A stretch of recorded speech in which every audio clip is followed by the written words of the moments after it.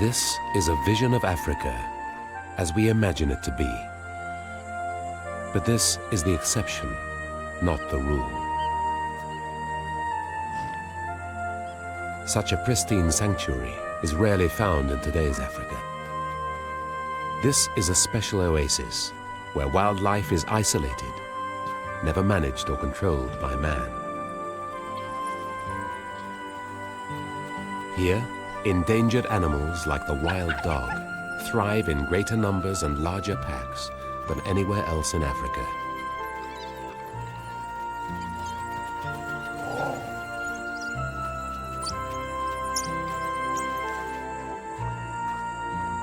This place is a window on the past, Africa as it used to be. But where is this rare oasis? It's on an island in Botswana. Large tracts of Kalahari sandveld part the waters of the Okavango Delta to form wooded islands. The largest and most isolated of these lies in the delta's heart, Chief's Island. Traditionally, it was the exclusive hunting ground for the chief of the Batswana tribe, but was seldom hunted because of its remoteness. Today, its 500 square miles make up part of the Moremi Game Reserve. And the only hunting that happens here now is by the predators of the island. Chief's Island is the heart of the Okavango, an echo of Africa as it used to be.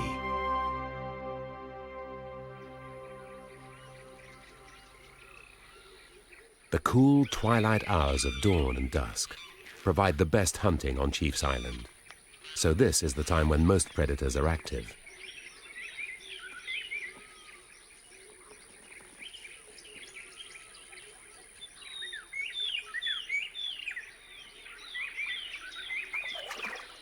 Lions are a major predator on the island, and each lion has its own preference of what and when it hunts.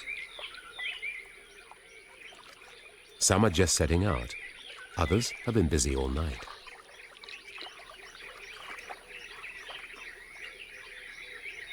Cheetah and wild dog hunt mainly by daylight, so dawn brings the first chance to scout the island for prey.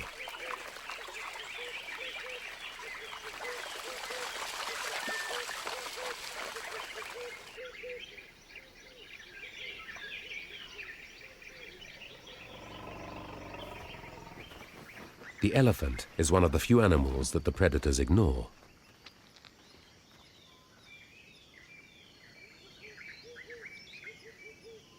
Antelope and zebra feed in the rich grasslands night and day. They need to stay in the open if they're to catch a glimpse of approaching danger. Shallow floodplains skirt the island, but present no problem to the nimble dogs. It's the deeper channels they must be wary of. Venturing across these can be a one-way journey.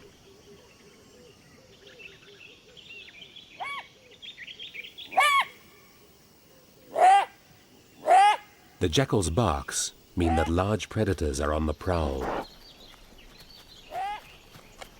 The grazing animals are tuned to the hunter's moves, so it's a constant effort for predators to surprise them.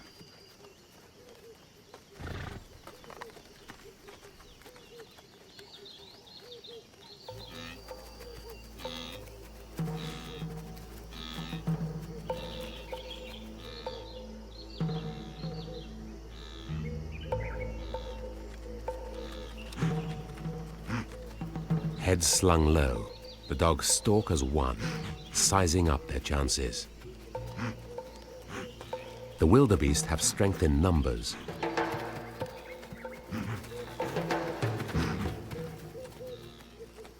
And can withstand the dog's taunts if they stick together.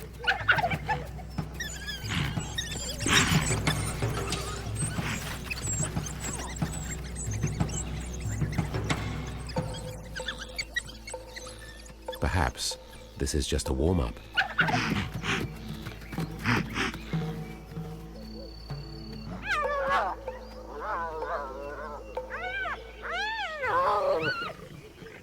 The morning light reveals 3 young lions feeding on an adult Cape buffalo. They also killed the buffalo's calf, but eventually had to abandon it to the hyenas so they could feed on the adult.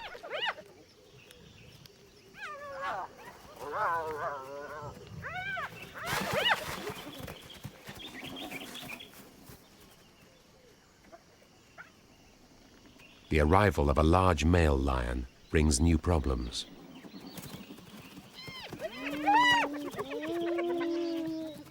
Few predators give up the chance of a free meal, and the strong male can easily assert his authority.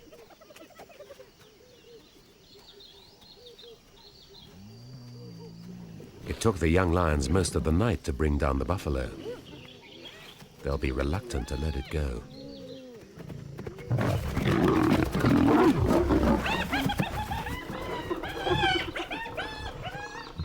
But it's clear that the male won't share with scavenger or kin. Except for a younger male associate who claims the calf for himself.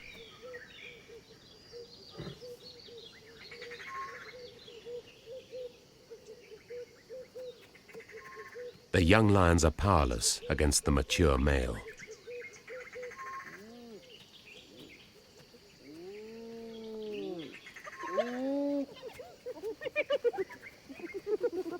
They won't fight him for the carcass, and he won't give them the chance to try.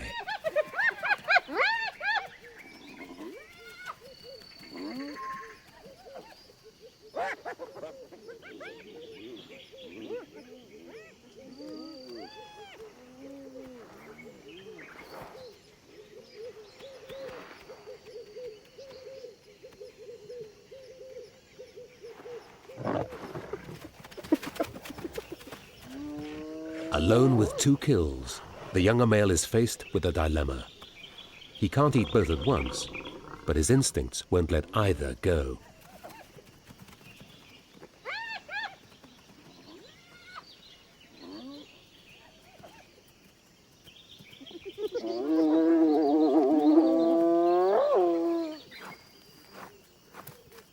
The return of the large male scatters the scavengers and puts an end to the game of cat and mouse.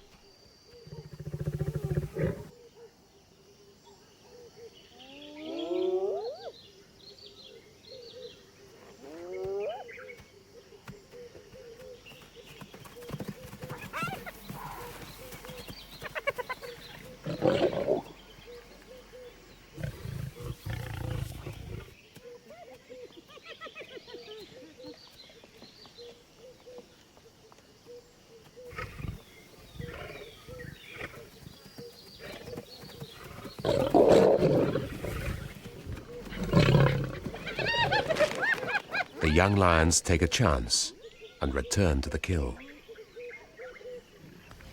Once the males start to eat, they may become more tolerant.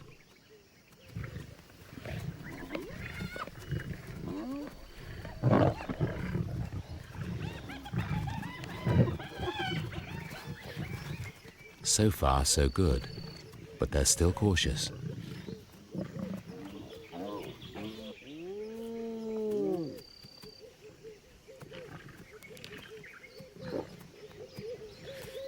A 6th lion enters the scene, the mother of the 3 youngsters, easily recognizable by her half-tail.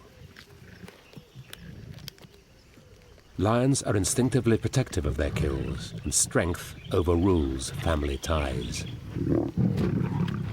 Their old mother approaches with caution.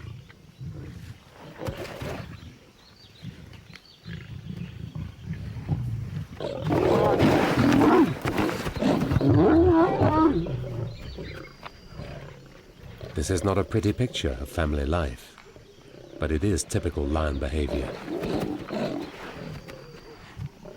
The young adults won't admit their aging mother until they've eaten enough to satisfy their initial hunger.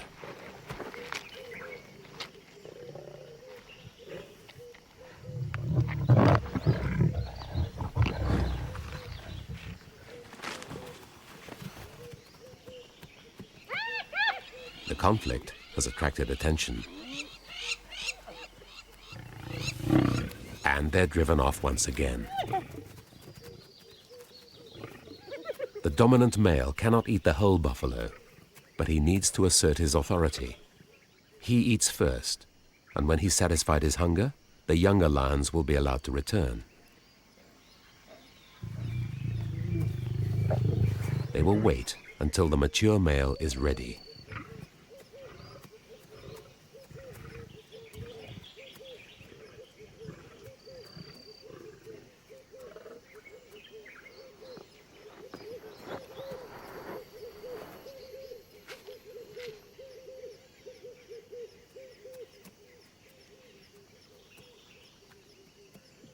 And until her young are ready, the mother waits too.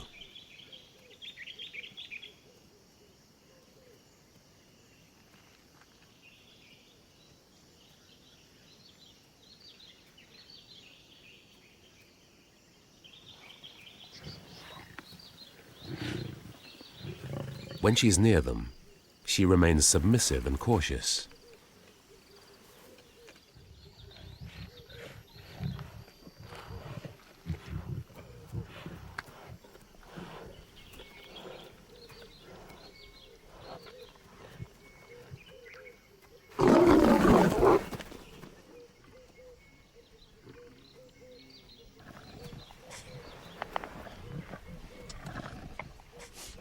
This waiting game may last for hours.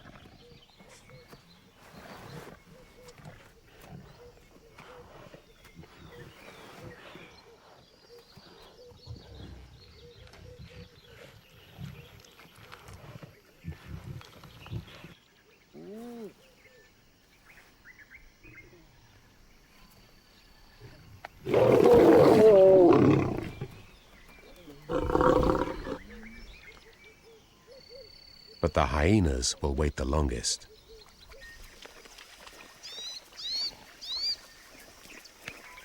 Compared to the lions, the wild dogs are even-tempered and cooperative. They hunt as a group, share their kill, and even take food back to feed their injured. Their success as hunters relies on this cooperation, and hunting in a large pack gives them the strength to overpower animals much bigger than themselves. The dogs stay alert as they travel through the shallows. Crocodiles take many dogs, but the reptile needs deep water to drown them.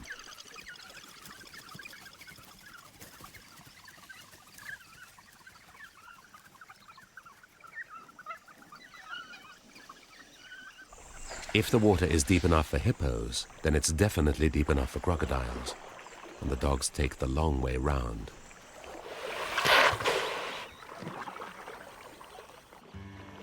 Hippos are fiercely territorial, but sometimes they take their duties a little too far.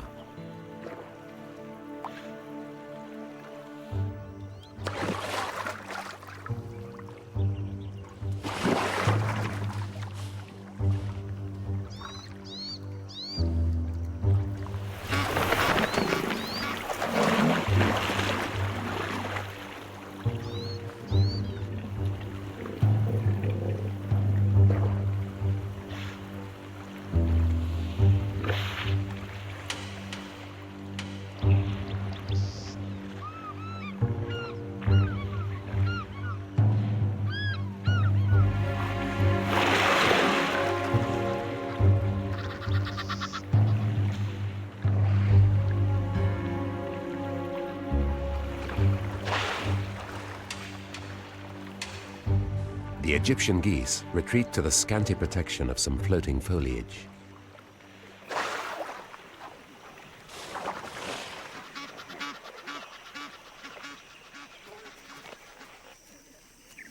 The very large packs of wild dogs found on Chief's Island are a formidable force. They act as individuals and as a pack to outwit and overwhelm their prey.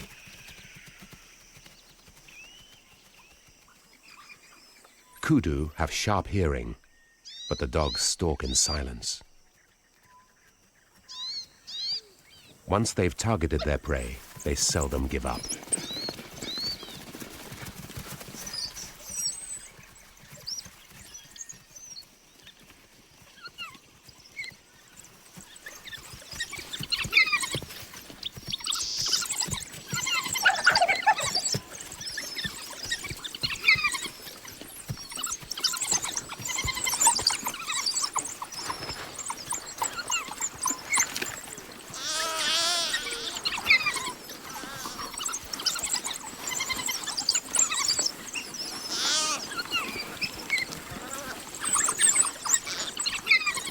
Death comes swiftly when it's dealt by so many blows. Rows of sharp teeth open up the kudu's belly and rip out its vital organs. It happens so quickly that the kudu dies in seconds. The lion's suffocating bite looks cleaner, but may take more than half an hour to have the same effect. The wild dogs gorge themselves. They're also feeding for their puppies back at the den.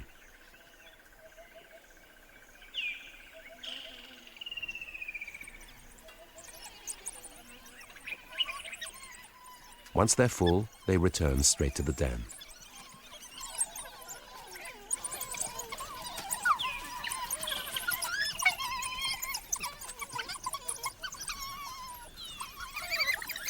In stark contrast to the hunt, life here is noisy. Yelping puppies eagerly greet the adults and lick their muzzles to encourage regurgitation. The adults find it impossible to resist them.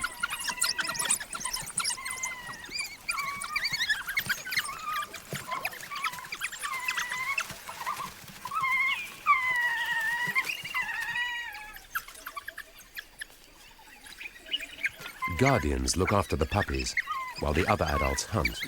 They also beg for food and get the same response.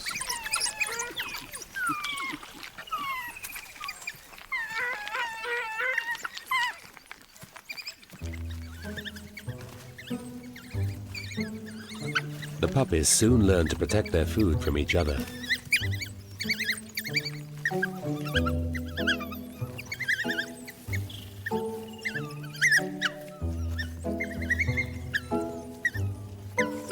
Adults often play. Strong social bonds tie them together. Hooded vultures are a fact of life around the den and live in close association with the dogs.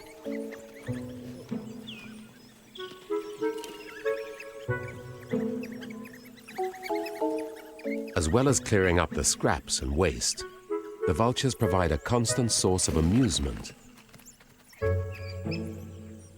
and bemusement for the pups.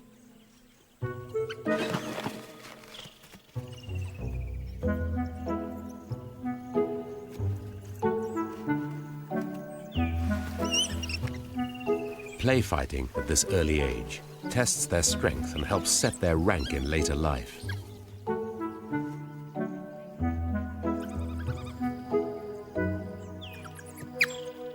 The dominant female suckles all the young, even if they're not her own. She may suckle as many as 18.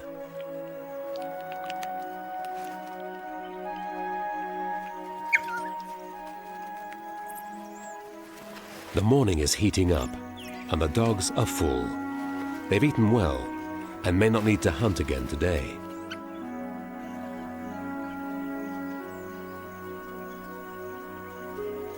Calm settles on the pack as they drift off in the dappled sun.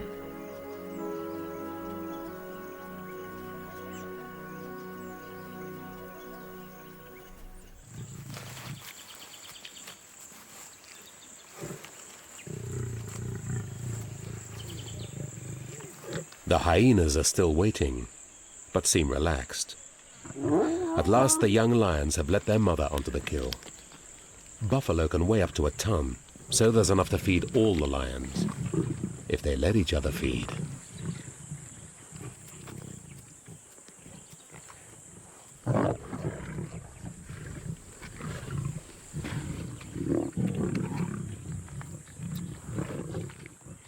It'll be a few hours yet before the hyenas get a look in at the carcass.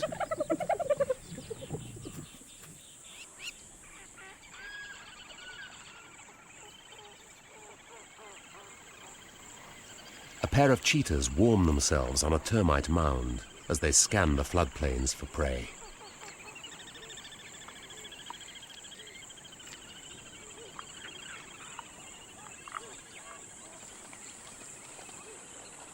Red lechwe, a type of swamp antelope, are prolific in the floodplains around the island.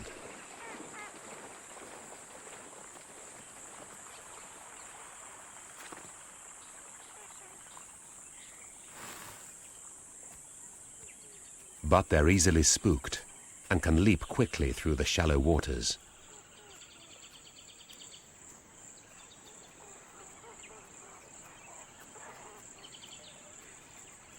A higher termite mound provides a better view. The delta and islands are studded with the slowly growing mounds, which provide the only dry ground and cover at the height of the floods.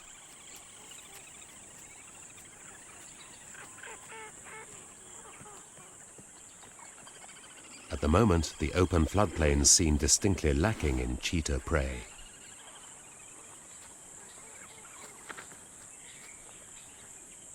Northern Botswana is famed for the largest free-ranging herds of African elephant.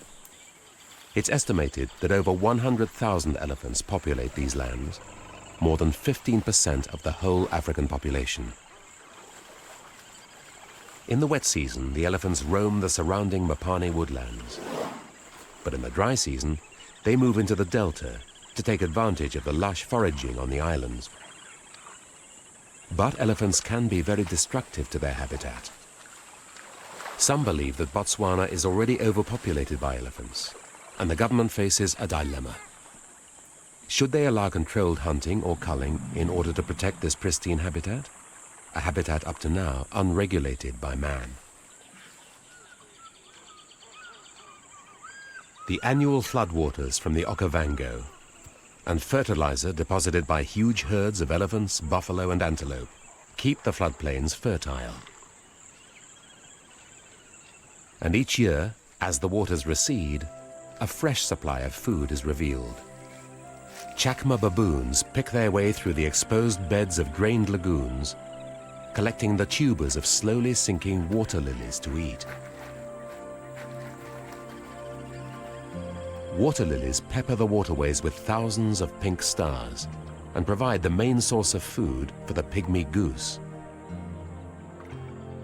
This beautiful water bird is tied to the lily-covered backwaters, where it feeds on the seeds of the submerged lily fruit.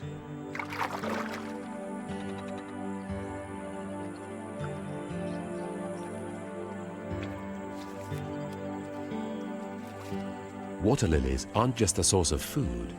They're a habitat in their own right for jacanas, or more aptly, the lily trotter. Only the males bring up the young, while the females mate and lay eggs with a succession of others.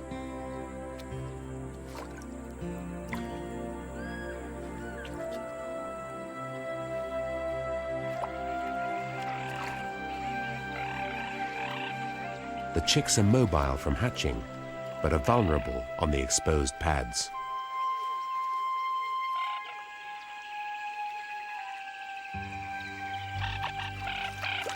When they're under threat, the adult exhibits a remarkable defense strategy.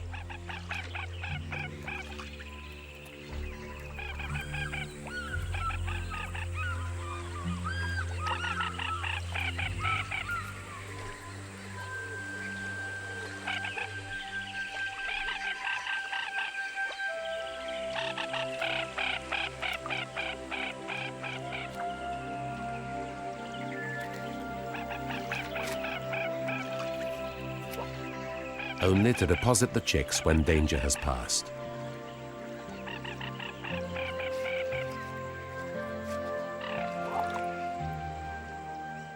These lily lagoons are just one of the many unspoiled habitats that make Chief's Island so special and sustain such a wide range of wildlife.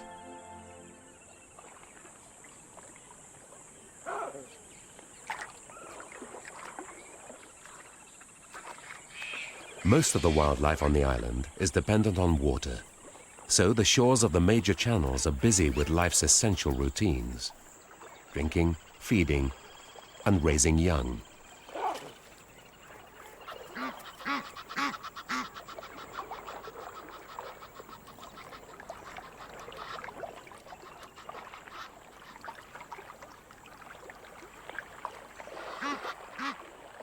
Crocodiles are plentiful in the deep channels.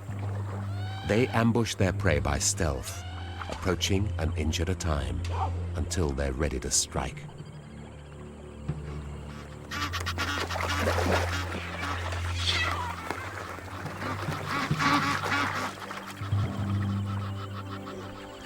Baboons are often targets for crocodiles, so they spend very little time in the water.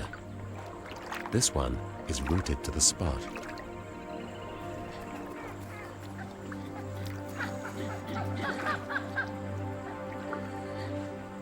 Its troop is unnerved by its behavior.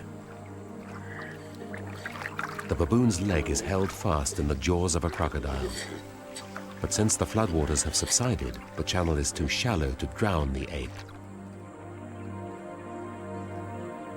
When danger is out of sight, it's often out of mind.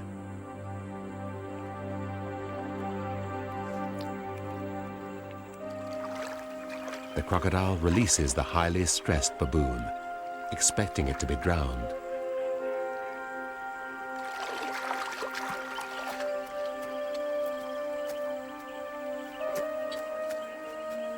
And it hasn't escaped without injury.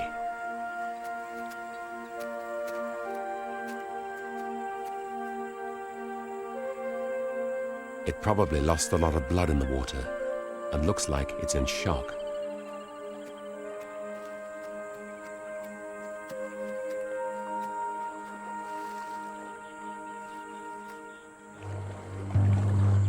The crocodile moves to deeper water. Baboons are one of the most plentiful mammals on the island, and crocodiles have taken many at this point.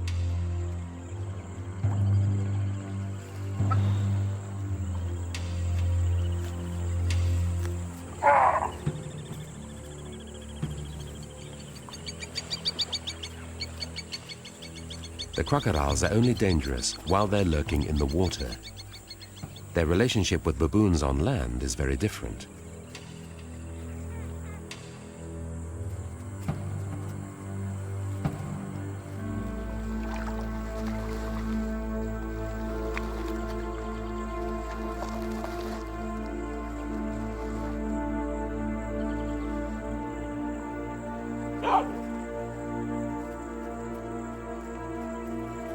After a warning bark, the baboons continue their daily routine, almost oblivious to the reptile.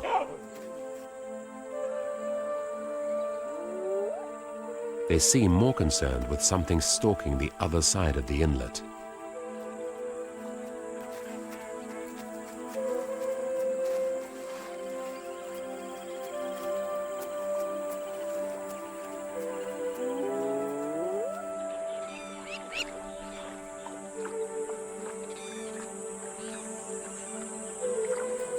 The injured baboon retreats to the island's woods.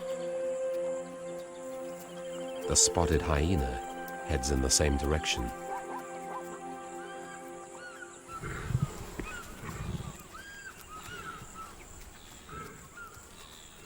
Although Chief's Island is now part of the Moremi Game Reserve, its wildlife is not controlled or maintained by man. Wildlife flourishes here as it has always done, giving us a glimpse of an ancient Africa. There's a natural balance between predator and prey, and their instincts are honed to respond to each other's every move.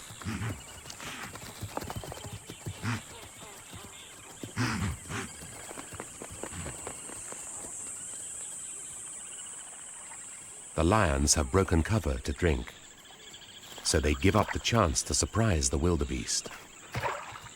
But they wouldn't be in the open if they'd intended to attack.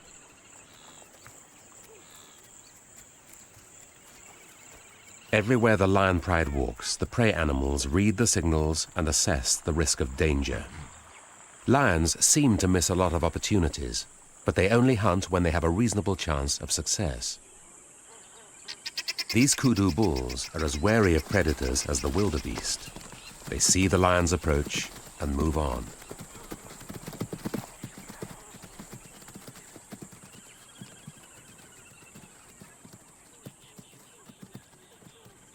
Prey animals escape predators more often than we think. Cheetahs hunt the same ground as lions, but specialize in smaller prey like impala and young lechwe. But this pair has not been successful today. Adult zebra are too large for the small cheetahs, but there may be foals amongst the herd.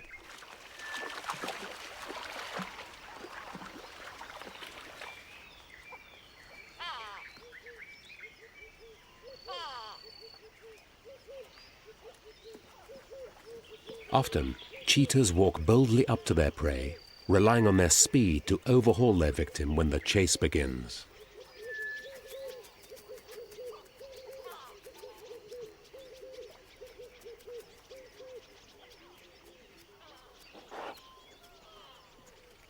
Some of the zebras spot the cheetah and watch for signs. The cheetah targets the other end of the herd.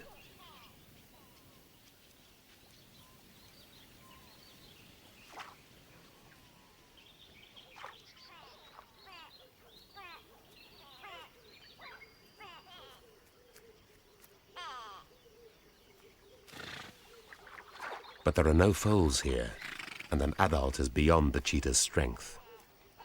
It must look for smaller prey somewhere else. The second cheetah is nervous. Lions have settled down nearby. There's no point hunting when lions are around.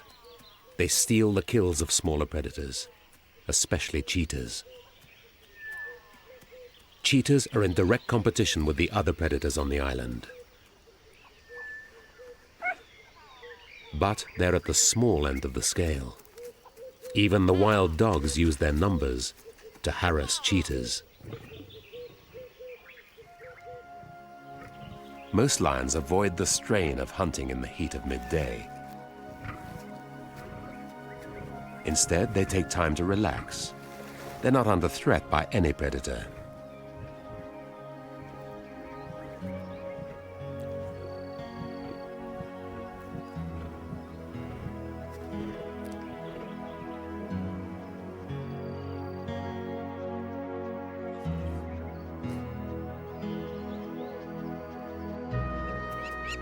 Giraffes are very common on the island and use their long necks and short horns to spar.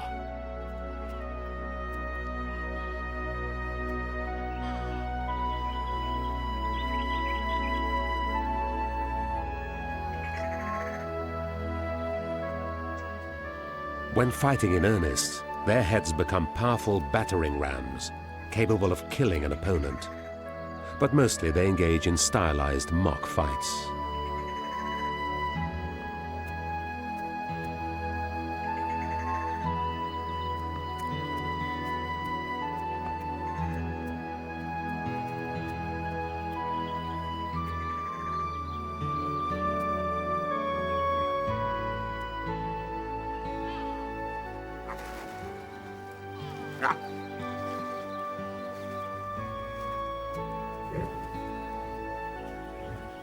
Lion cubs seem unaffected by the heat that overpowers their family.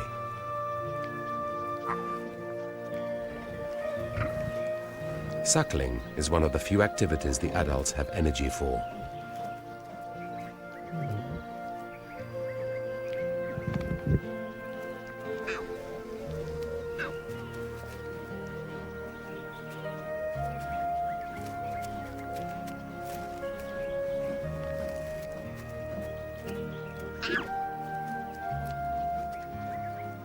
But suckling doesn't keep cubs busy for long.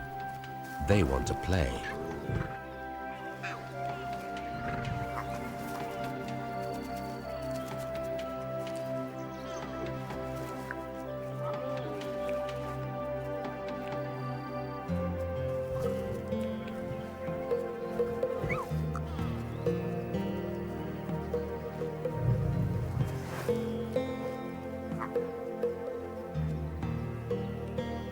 In every little snarl and every tiny strike, the cubs are honing their hunting skills.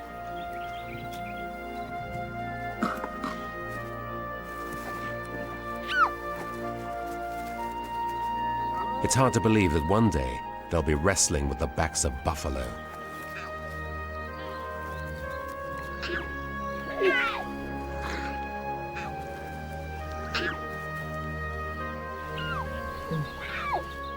For now, it's just a little rough and tumble.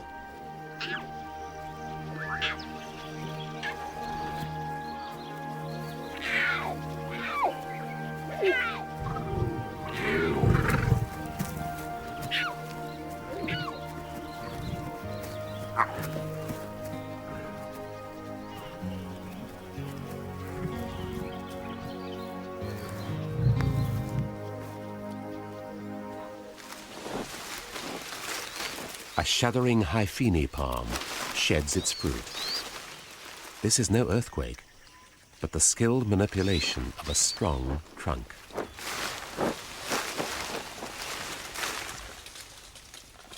A few elephants become particularly skillful with this operation.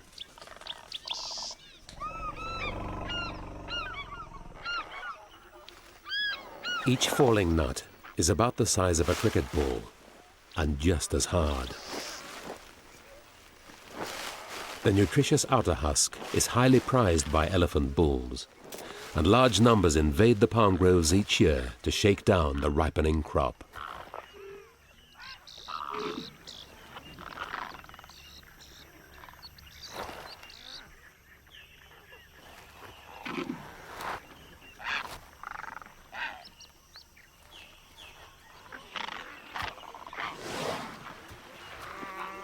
Chief's Island is a piece of the Kalahari sandveld, isolated amidst the Okavango's floodwaters. Although its sandy soil is light and dusty, it actually makes great mud. Elephants love to bathe in the dust and mud, and they turn the shore into an island spa. Their skin is tough but sensitive.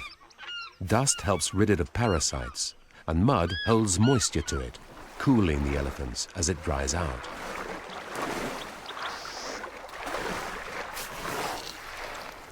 This treatment is a welcome respite from the mid-afternoon sun.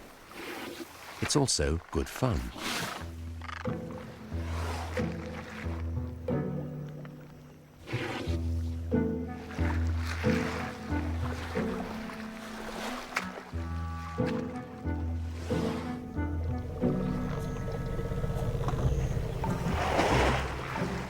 Even big old bulls enjoy the benefits of the spa.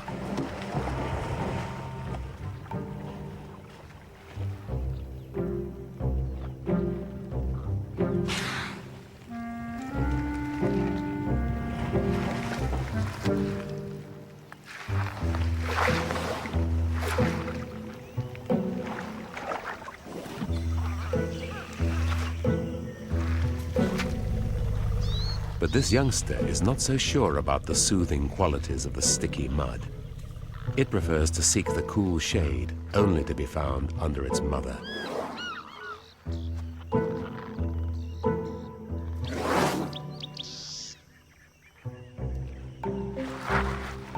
The spa's benefits aren't confined to the elephants. Warthogs also enjoy sticky suits of mud.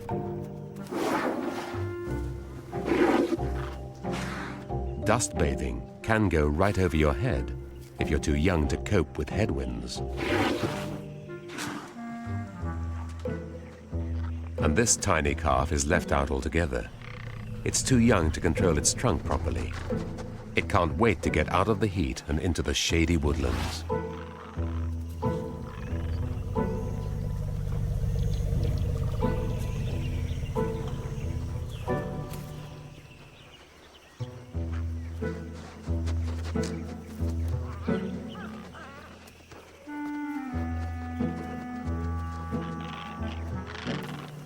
The spa is left open for the smaller animals to enjoy.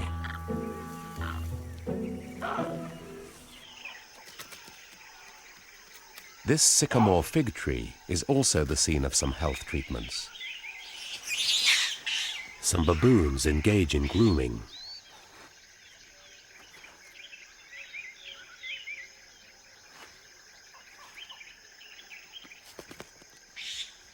While other members of the troupe are more interested in what's on offer above.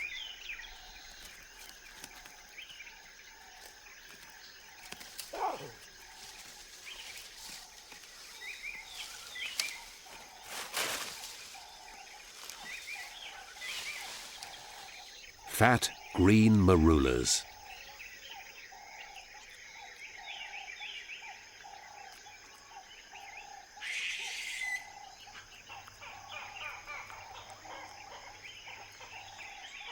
Chief's Island is wreathed in fruit trees.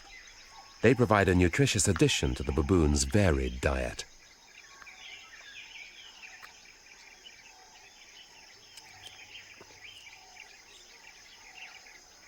The The fruit trees also sustain many other animals, like birds and fruit bats. Fruit bats may eat as many as 20 figs a night each.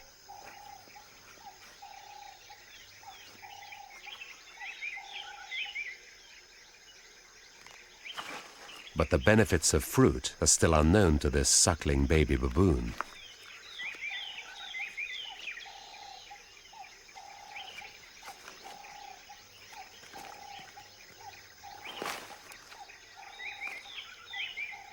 Baboons benefit from many of the island's habitats: forest, floodplain, and grasslands. But they're always wary of danger and post lookouts to protect their troop.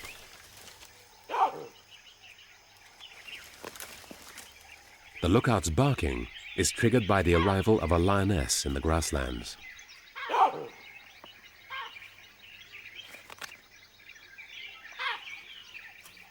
Different lions hunt at different times of the day. Many will hunt at night, but this female chooses the late afternoon as the heat begins to subside.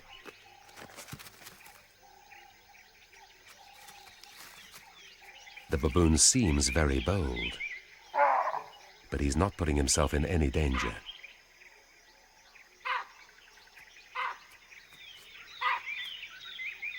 He maintains his distance from the lion and would escape into a tree if she got closer.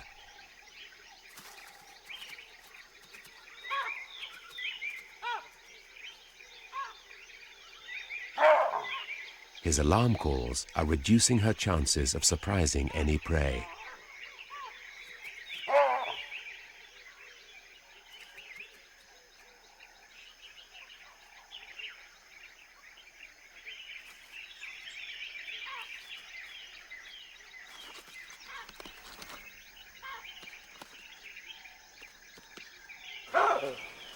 The object of her intention comes into view: a herd of wildebeest.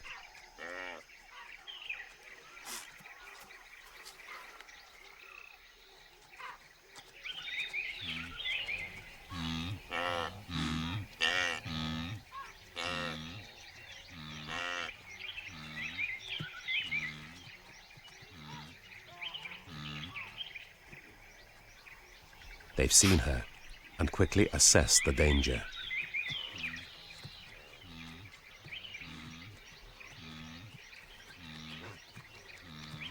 While she's still, they slowly file on.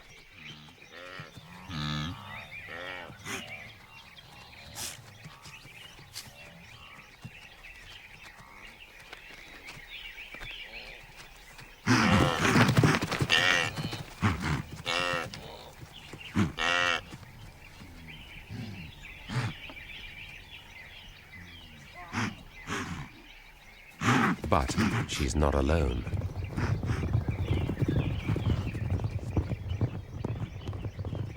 The wildebeest are alert, primed by the baboon's calls, and easily escape.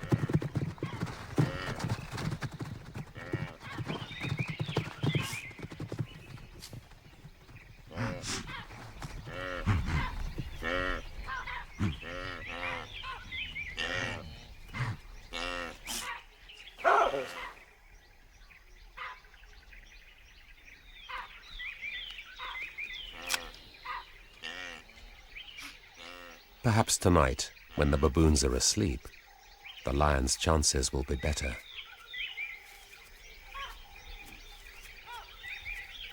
There's only an hour of daylight left until dusk.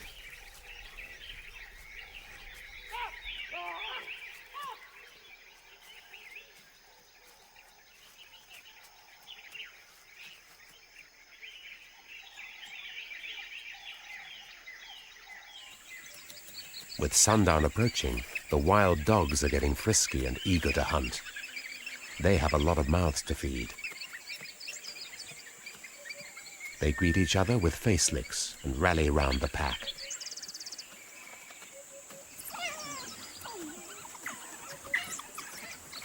If left undisturbed, wild dogs seldom change dens while rearing young. But something, maybe a lion, has disturbed this pack, and now they must move their puppies to another den. The puppies are very vulnerable in the open, and the changeover has to be quick. Older pups run with the pack, but the younger ones are carried by mouth. Protection of the pups is paramount, and adults regularly stop for stragglers.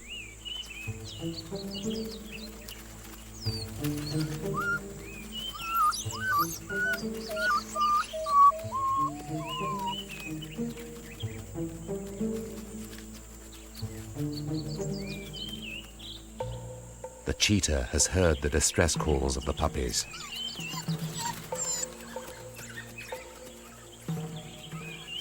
It knows better than to approach the pack, but could pick off a straggler.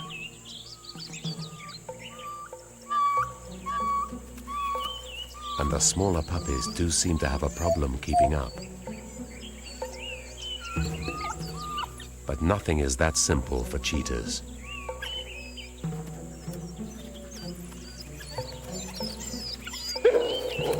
The dogs have spotted it.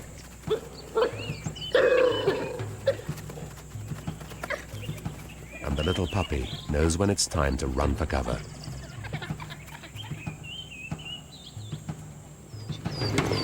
Wild dogs are one of the fastest land predators and are on the cheetah's tail in no time. But they abandon the chase. Daylight is fading, and they must get the puppies to the new den before dark.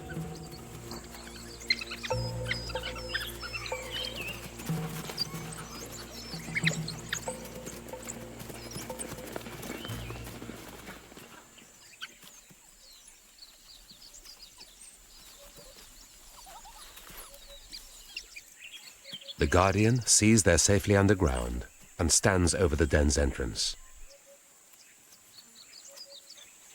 The puppies are very excited after their excursion, and the guardian will have a hard time keeping them down.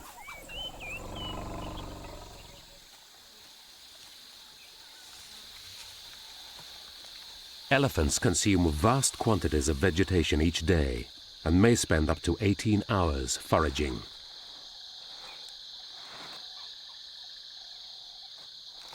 In the wooded areas of the island, they can feed on roots, creepers, bark, and leaves. Another dust raker is making use of the cooler evening. The honey badger forages for insects and grubs in the dusty Kalahari sand.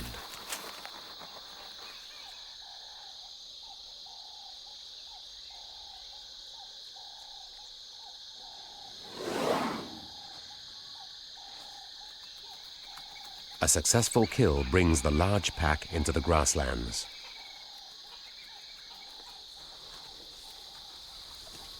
The elephants will spend the night foraging in the woods.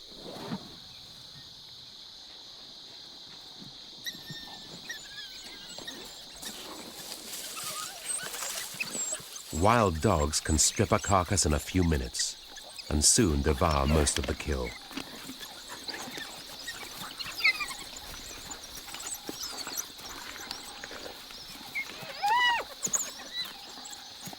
Hyenas are respectful of the dogs while they're feeding. The dogs are fast and have needle-sharp teeth and will set about the hyenas if they're interrupted. The pack will return to the puppies when the sun goes down, but the hyenas have the whole night to feed. Even so, one of the bolder hyenas can't resist a quick recce.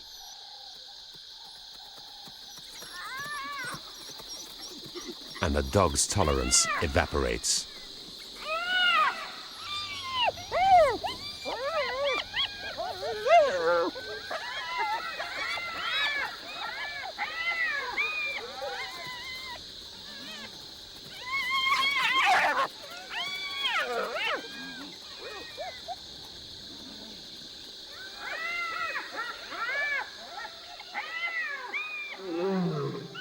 Chief's Island has witnessed conflicts like these for thousands of years, as predators pursue prey and compete with each other in an endless game of survival.